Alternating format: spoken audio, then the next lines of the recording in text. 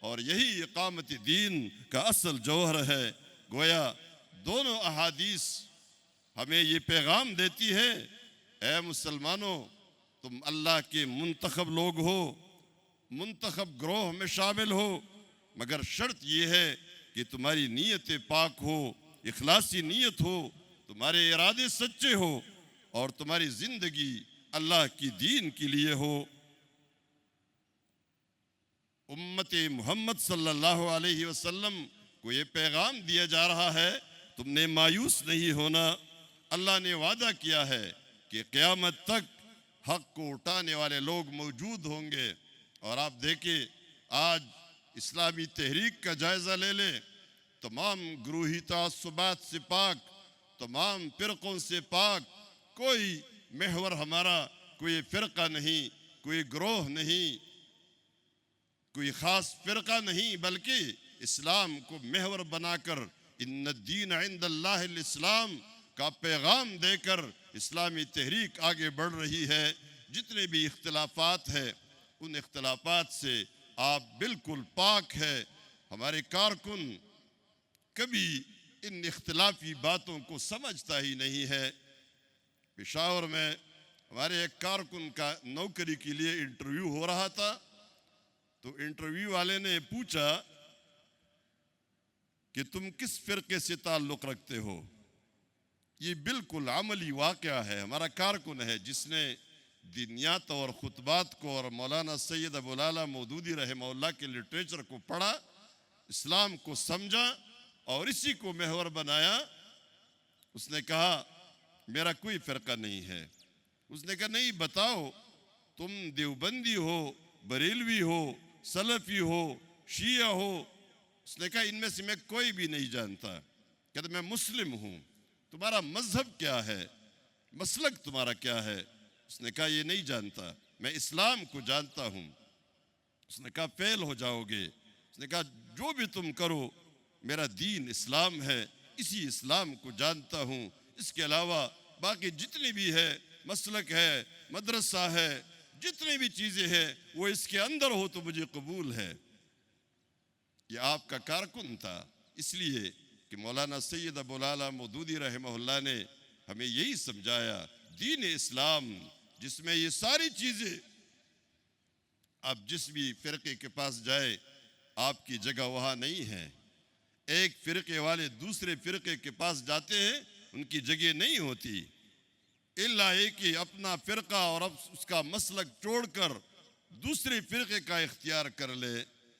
لیکن ہمارے پاس سب کی جگہ ہے، یہ سارے ہمارے پاس آ سکتے ہیں، اس لیے کہ ہمارا دامن وسیع ہے، جماعت اسلامی کا دامن وسیع ہے، اور ہم اسلام کو اپنا محور بنا چکے ہیں۔ ہم اس قافلے کے مسافر ہیں جس نے افریقہ اور چین کو ایک کر دیا تھا۔ ان هذه امتکم امتا واحدہ، ہم امت واحدہ بنانے والے، خود امت واحدہ بننے والے، ان تمام اختلافات سے، ان گروہی اختلافات سے، ان تعصبات سے بالکل آزاد ہو کے ہم دین اسلام کو محور بنا چکے ہیں۔ قیامت تک حق ہمارے ساتھ ہے۔ پوری دنیا میں اسلامی تحریک، جماعت اسلامی پاکستان ہو، اخوان المسلمین ہو، اور دنیا میں جس نام سے بھی اسلامی تحریک چل رہی ہے، یہی ایک مقصد، یہی ایک دعوت اور یہ حق ہے جو قرآن و سنت میں موجود ہے، یہی آپ کو ملے گا۔ بے شک طاغوت بدلتے رہیں گے، حالات سخت ہوتے رہیں گے، باطل کا شور بڑھتا رہے گا، مگر حق کا قافلہ زندہ رہے گا۔ آج یہ اجتماع اسی وعدے کا مظہر ہے۔ یہاں بیٹھنا ہر مرد و عورت اس حدیث کے زندہ ثبوت کے طور پر جمع ہے، اور ہماری نیت بھی اسی طرح ہونی چاہیے، نیت ٹھیک ہونی چاہیے، نیت خالص ہونی چاہیے۔ اسی دین کے لیے جمع ہے، اسی دین کے لیے قربانی دیں گے۔ ہمارا جینا، ہمارا مرنا اسی دین کے لیے ہے اور اللہ کی رضا کے لیے ہے۔ قل ان صلاتي ونسكي ومحياي ومماتي للہ رب العالمین۔ میرے بھائیوں اور میرے بہنوں، ہم سب دنیا کی دوڑ میں مصروف ہے، رزق، نوکری، کاروبار، دنیا کی خواہشات، لیکن آج فجر کا یہ اجتماع ہمیں جھنجھوڑ رہا ہے کہ اپنی نیت کو درست کرو، اپنی زندگی کا مقصد سمجھو، یہ وقت واپس نہیں آئے گا۔ قومیں امید رکھتی ہے تو ایسے بیدار لوگوں سے امید رکھتی ہے۔ صبح سویرے بیدار ہونے والے اللہ کے رسول صلی اللہ علیہ وآلہ وسلم کی اس دعا کے مصداق اللہم بارک لامتی فی بکورہا، یہ دونوں حدیثیں جو یہاں بیان ہوئی ہیں چیخ چیخ کر کہہ رہی ہے حق پر قائم رہنے والے بنو، حق کا ساتھ دینے والے بنو، دل صرف اللہ کے لیے رکھو، اور دل میں جب کبھی اللہ کے سوا کوئی دوسرا جذبہ پیدا ہوگا تمہارے اعمال کا اجر متاثر ہوگا۔ جماعت تعداد سے زندہ نہیں رہتی بلکہ نیت کی سچائی سے زندہ رہتی ہے، اور نیت جس طرح ہوگی خالص ہوگی تو پھر اللہ کی مدد شامل حال ہوگی۔ یہ اجتماع صرف ہجوم نہیں ہے، اگر نیت درست ہو، نیت خالص ہو تو یہ اللہ کی لشکر کی سب بندی ہے۔ اللہ کے لیے جو لشکر تیار ہوگا اسی لشکر کا یہ مقدمۃ الجیش ہے۔ ہماری نیتیں بدلتی رہتی ہے، دنیا دل میں آ جاتی ہے، دین پیچھے رہ جاتا ہے، ہم کبھی سستی کا شکار ہو جاتے ہیں، کبھی غفلت کا شکار ہو جاتے ہیں، کبھی ہمیں شہرت کی چاٹ لگ جاتی ہے، کبھی دنیا کے پیچھے لگ جاتے ہیں۔ لیکن آج فجر کی روشنی اس ہزاروں کے اجتماع میں اللہ ہم سے پوچھ رہا ہے تم کیوں آئے ہو؟ آج ہی اسی وقت سے، اسی حدیث کے بعد، درس حدیث کے بعد اور درس حدیث کے دوران بھی ہم دیکھیں ہم کس مقصد کے لیے آئے ہیں۔ کیا ہماری نیت گھر سے روانہ ہو رہے تھے؟ کیا ہماری نیت اللہ کی رضا کی تھی یا کوئی کچھ اور تھا؟ اپنے امیر کو راضی کرنے کے لیے، دل کی تنگی کے ساتھ، یا ہم شرح صدر کے ساتھ اللہ کی رضا کے لیے ہم نے سفر شروع کیا تھا؟ آج ہی سے یہ نیت کر لے یہ سب کچھ اللہ کی رضا کے لیے تھا۔ اللہ تبارک و تعالی ہم سے یہی پوچھ رہا ہے تم کیوں آئے ہو؟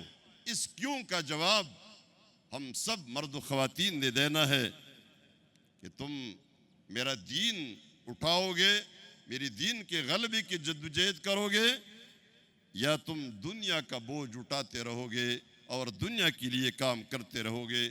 آج ہم نے نبی کریم صلی اللہ علیہ وسلم کی اس حدیث کی روشنی میں کہ اعمال کا دار و مدار نیتوں پر ہے، ہم نے اس کی روشنی میں اپنی نیتوں کو صاف کرنا ہے، اپنی نیتوں کو دھونا ہے، دنیا کو دل سے نکالنا ہے، اور اللہ کے حضور ہم نے اس طرح پیش ہونا ہے کہ دنیا ہاتھ میں تو ہو، دنیا کوئی بری چیز نہیں ہے، لیکن دنیا وہ جو دین کے لیے استعمال ہو۔ اللہ تبارک و تعالیٰ نے اسی ایک دنیا کو قرآن کریم میں ایک جگہ متاع حسن کہا ہے اور دوسری جگہ متاع غرور کہا ہے۔ ایک جگہ خوبصورت سامان، اچھا سامان، وہ کیا ہے؟ وہ دنیا، وہ مال و دولت جو ہمیں آخرت میں کامیابی دلائے تو وہ متاع حسن ہے، اور وہ دنیا جو ہماری تباہی کا سامان تیار کرے ہمارے لیے اور ہماری آخرت کو برباد کر دے، وہ دنیا متاع غرور ہے۔ ہم نے نیت کے ساتھ اپنے دنیا کو متاع حسن بنانا ہے، متاع غرور سے ہم نے دور دور رہنا ہے۔ کبھی ہماری دنیا متاع غرور نہ بن جائے، یہ متاع حسن بن جائے، اور ہم یہی دعا کریں گے کہ اے اللہ یہ دنیا ہمارے ہاتھ میں رہے، یہ ہمارے دل پر قبضہ نہ کرے، اور جب دنیا دل پر قبضہ کر لیتی ہے پھر یہ متاع غرور بن جاتا ہے۔ اس کے بڑھانے کے لیے اور اس کو زیادہ کرنے کے لیے اور اسی میں ترقی کے لیے ہم لگ جاتے ہیں اور اللہ کا دین پیچھے رہ جاتا ہے۔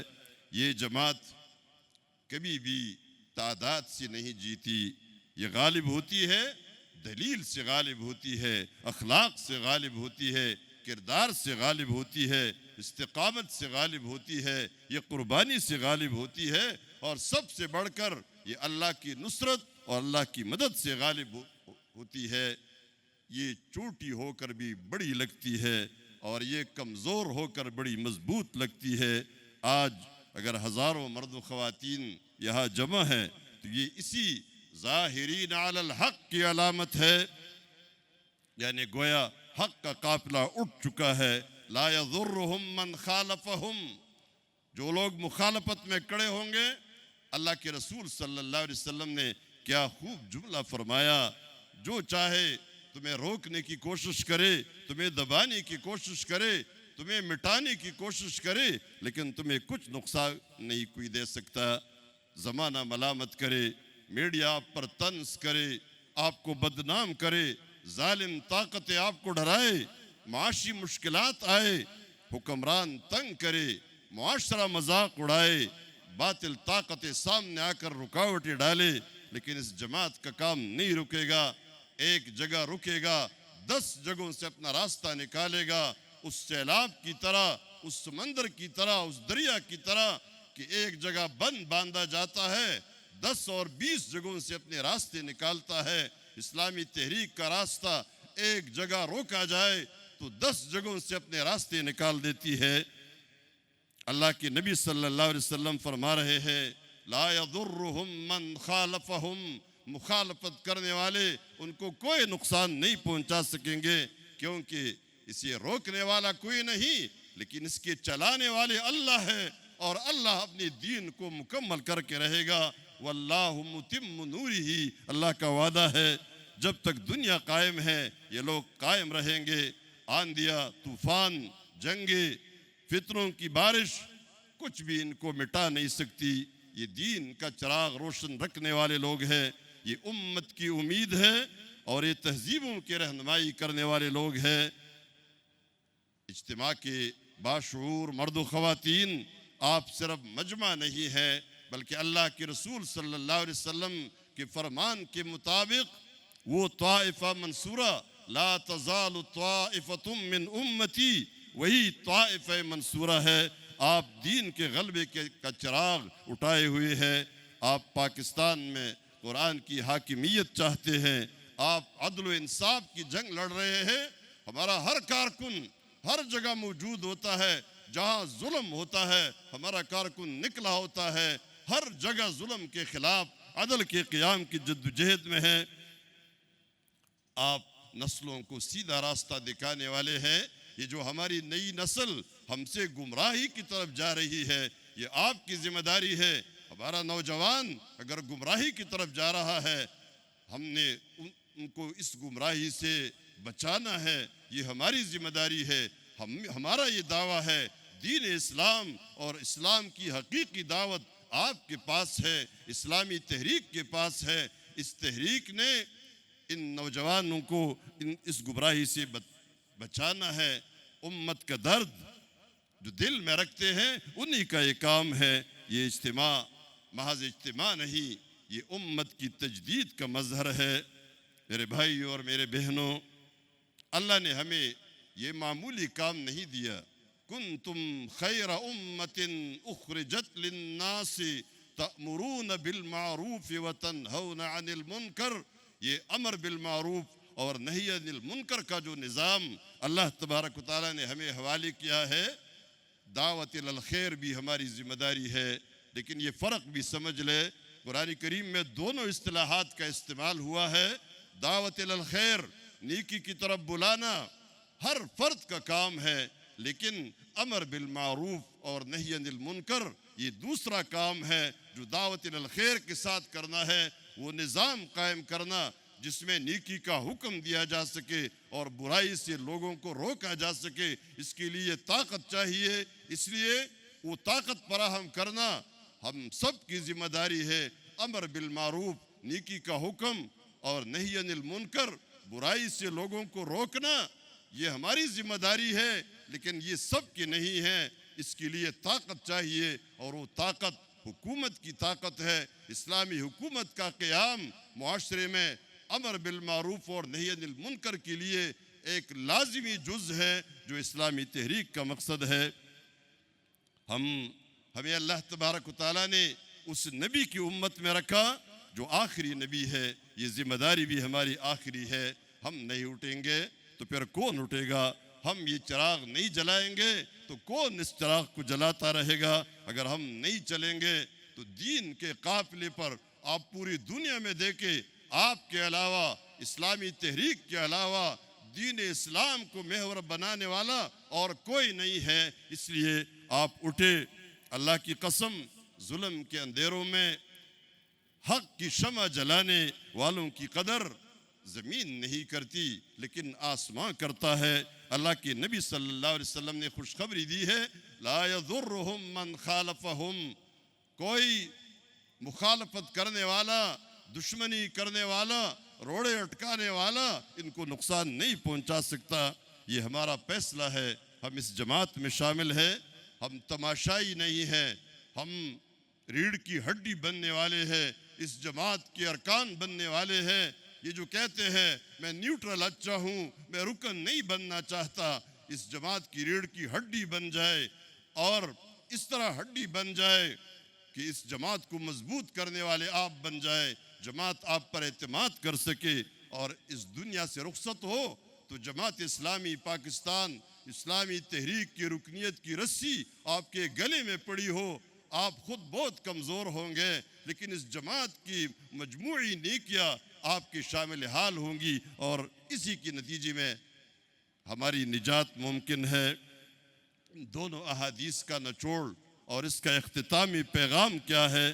ہم وہ جماعت بنے جس کا ذکر نبی اکرم صلی اللہ علیہ وسلم نے کیا ہے، ہم وہ نیت اپنے دل میں حاضر کریں جو عمل کو ہجرت اللہ بنانے والے ہو، ہم اپنے گھروں، اپنے گلیوں، اداروں میں حق کی گواہی بننے والے بن جائے، ہم اپنی زندگی کو اللہ کی دین کے لیے اور اللہ کی دین کی خاطر وقف کرنے والے بن جائے، ہم اپنے مال کو، اپنی جائیداد کو، اپنے پوری دنیا کو اللہ کے لیے وقف کرنے والے بن جائے۔